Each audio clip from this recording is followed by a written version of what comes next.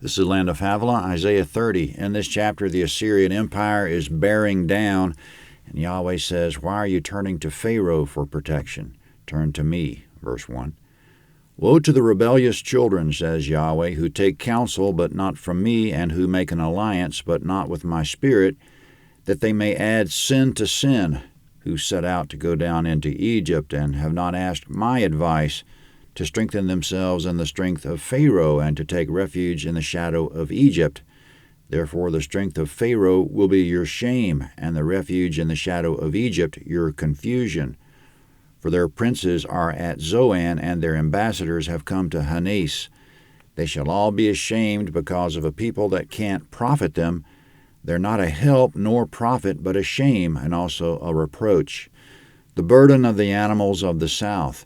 Through the land of trouble and anguish, of the lioness and of the lion, the viper and the fiery serpent, they carry their riches on the shoulders of young donkeys, and their treasures on the humps of camels, to an unprofitable people. For Egypt helps in vain and to no purpose. Therefore I've called her Rahab, who sits still." Comment in verses 1 to 7, Yahweh says, "Woe to the children who rebel from me. They seek counsel, but not from me. They ally themselves with foreigners, but not with me. This is sin upon sin. You go to Egypt, but you don't check with me first. Of all things, you want to strengthen yourselves with the strength of Egypt? Your reliance on Pharaoh is shameful, and to hide in Egypt's shadow is a sign of confusion. Your officials have gone to meet with their officials in Zoan and Hanes, but Egypt will be of no help or assistance to you, but rather a shame and embarrassment to you. Your ambassadors travel through the wild desert country of the south of the Negev on their way to Egypt, through that wilderness of trouble and anguish, through that domain of lions, vipers, and snakes that jump out. You load your donkeys and camels with treasure to purchase the Egyptians' support, but you'll get nothing for it, nothing but the danger of ignoring my counsel. You'll be devoured as if by lions, and bitten as if by snakes. Egypt won't help you at all. You go there for no purpose whatsoever. That's why I call Egypt Rahab, who sits still, which means proud but a worthless do-nothing." Verse 8. "Now go, write it before them on a tablet, and inscribe it in a book, that it may be for the time to come forever and ever. For it's a rebellious people, lying children, children who will not hear Yahweh's law, who tell the seers, 'Don't see,' and to the prophets, 'Don't prophesy to us right things. Tell us pleasant things, prophesy deceits. Get out of the way, turn away from the path, cause the Holy One of Israel to cease from before us." Comment verses 8 to 11, Yahweh says to Isaiah, "Now go and deliver this message to them, write it out for them in front of them on a tablet. Literally spell it out for them letter by letter. Also record it in a book so it's on record forever. For these are rebellious people, lying children, children who refuse to listen to me, much less obey me, and to keep the law of Moses, forget about it. When I send them a message by the seers, they tell the seers, 'Stop seeing.' And if by the prophets, they tell the prophets, 'Stop prophesying what's right. Tell us something pleasant. Lie to us.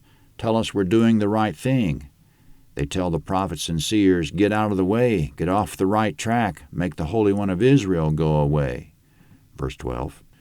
"Therefore thus says the Holy One of Israel, because you despise this word and trust in oppression and perverseness and rely on it, therefore this iniquity shall be to you like a breach ready to fall, swelling out in a high wall, whose breaking comes suddenly in an instant.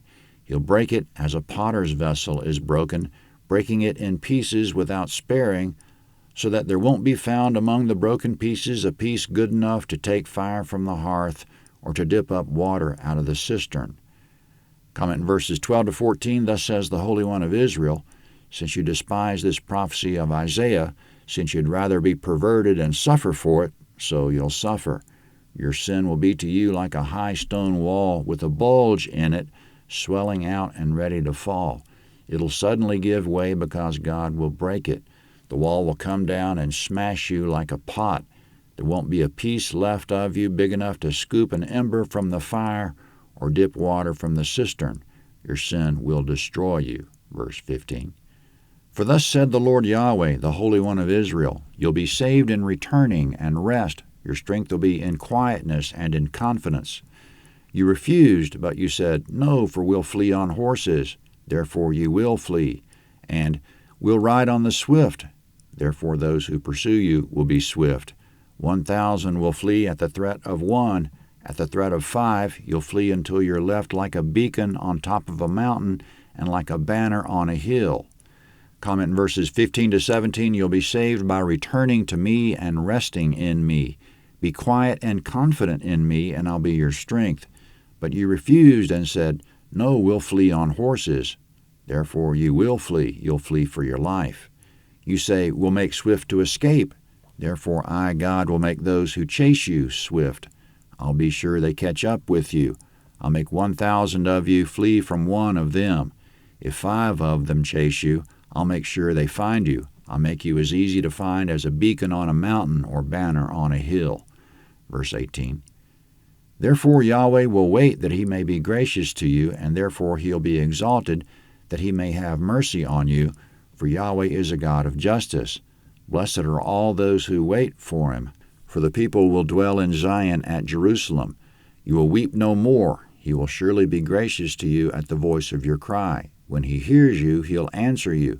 Though the Lord may give you the bread of adversity and the water of affliction, yet your teachers won't be hidden any more, but your eyes will see your teachers, and when you turn to the right hand, or when you turn to the left, your ears will hear a voice behind you saying, This is the way, walk in it. You shall defile the overlaying of your engraved images of silver, and the plating of your molten images of gold. You shall cast them away as an unclean thing. You shall tell it, Go away. He'll give the rain for your seed with which you'll sow the ground, and bread of the increase of the ground will be rich and plentiful. In that day your livestock will feed in large pastures. The oxen likewise and the young donkeys that till the ground will eat savory feed which has been winnowed with the shovel and with the fork. There shall be brooks and streams of water on every lofty mountain and on every high hill in the day of the great slaughter when the towers fall. Moreover, the light of the moon will be like the light of the sun, and the light of the sun will be 7 times brighter, like the light of 7 days, in the day that Yahweh binds up the fracture of his people and heals the wounds they were struck with. Behold, Yahweh's name comes from far away, burning with his anger and in thick rising smoke. His lips are full of indignation, and his tongue is a devouring fire. His breath is as an overflowing stream that reaches even to the neck, to sift the nations with the sieve of destruction, and a bridle that leads to ruin will be in the jaws of the peoples. You'll have a song as in the night when a holy feast is kept, and gladness of heart as when one goes with a flute to come to Yahweh's mountain, to Israel's rock. Yahweh will cause his glorious voice to be heard, and will show the descent of his arm with the indignation of his anger and the flame of a devouring fire, with a blast, storm, and hailstones. For through Yahweh's voice the Assyrian will be dismayed. He'll strike him with his rod. Every stroke of the rod of punishment which Yahweh will lay on him will be with the sound of tambourines and harps. He'll fight with them in battles, brandishing weapons. For his burning place has long been ready. Yes, for the king it's prepared. He's made its pyre deep and large, with fire and much wood. Yahweh's breath, like a stream of sulfur, kindles it. Comment in verses 18 to 33, Isaiah says, So that you might be saved, God will be patient with you and gracious to you, for he's a God of justice. Blessed are all who wait on him, who wait for his instructions and intervention. He'll cause the people of Zion and Jerusalem to stay secure right where they are. When you listen, you'll weep no more. He'll surely be gracious to you when you cry out to him. When he hears you, he'll answer you. Though he may feed you with troubles and water you with afflictions, yet he'll show you who your teachers are. And when you make an error, turning off the path to the right or left, you'll hear a voice in your head saying, Not that way, go this way. Instead of being confused and going to Egypt, I'll show you exactly what to do. When you listen to me, you'll destroy all your idols. You'll fling them away like the filth they are. You'll say to them, Be gone. You'll have no tolerance for them. God will send rain for your seeds, which you'll sow in the ground, and your production of bread will be rich and plentiful. In that day, in the day you listen to me, your livestock will feed in abundant pastures. Likewise, you'll have so much abundance of food you'll feed the excess to your oxen and donkeys that pull the plow. They'll eat people food. Your draft animals will eat as well as you do. That's how much abundance of everything there will be. Abundance of my word, abundance of my advice, abundance of my intervention, and abundance of success. You'll be overflowing. Instead of there being streams just in the valleys, water will be so abundant it'll be on every lofty mountain and high hill. It'll be a great day when I slaughter all your enemies, fell all the towers, and all your troubles are destroyed. And beside that, the moon will be as bright as the sun, and the sun 7 times brighter. That's how much light and understanding you'll have in the day Yahweh heals his broken people, in the day he heals their wounds. Look, can't you see it? Yahweh is far from you now, but he'll come to the rescue. He'll arrive angry against all your troubles. As he approaches, can't you see his trail of smoke? He's indignant. He'll decree on your behalf. The angry command will come from his own lips and tongue. The blast from his mouth will be as powerful as raging water up to the neck. He sifts the nations like wheat to destroy the chaff. He puts a bridle in the mouth of nations with which he turns them to their ruin. You'll sing a new song, a holy song, the type of song you sing at night during a holy feast. You'll be overflowing with gladness, as when during a feast the worshipers stream toward the temple, and one of them is playing the flute. The others walk along, listening to the music and rejoicing. That's how it'll be in the day you listen to me. Yahweh will cause his glorious voice to be heard and will intervene on your behalf. He'll stretch out his arm on your behalf in anger and indignation against your troubles. He'll be a flame that devours for you, the blast, storm, and hailstones that clear the way for you. For by his voice he'll issue a command, and the Assyrian who threatens to swallow your land will be dismayed. God will strike the Assyrian with his rod. Every stroke of the rod Yahweh lays on him will be like music, like tambourine and harp music. Yahweh will fight the Assyrians in battle, brandishing his weapons against them. For Yahweh's furnace has long been ready. He'll incinerate the Assyrian king in that furnace.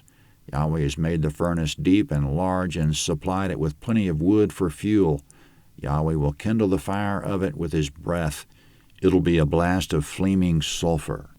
That's the end of the chapter. The fulfillment of it for the northern kingdom was that they never listened, and the Assyrians destroyed them. The fulfillment for the southern kingdom was that King Hezekiah did what was right, and God killed 185,000 Assyrian troops in the field, forcing the Assyrians to withdraw. Sennacherib, king of Israel, went home to Nineveh.